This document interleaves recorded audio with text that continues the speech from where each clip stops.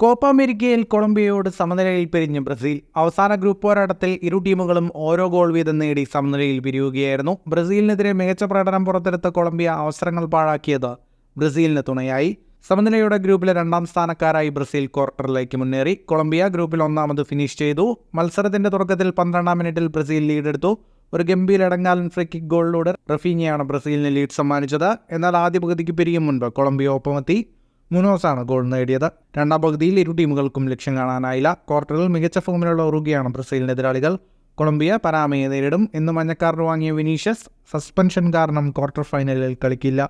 മത്സരത്തിന് കണക്കുകളിലേക്ക് വന്നാൽ 51% സമയം പന്ത് കൈവശം വെച്ച് കളിച്ചത് ബ്രസീലായിരുന്നു. 7 ഷോട്ടുകളാണ് ബ്രസീൽ തൊടുത്തത്. 3 shot on target. 422 പാസുകൾ 81% കൃത്യതയോടെ ബ്രസീൽ പൂർത്തിയാക്കി. 13 ഷോട്ടുകളാണ് കൊളംബിയ തൊടുത്തത്. 6 shot on target. 402 പാസുകൾ 83% കൃത്യതയോടെ കൊളംബിയ പൂർത്തിയാക്കി.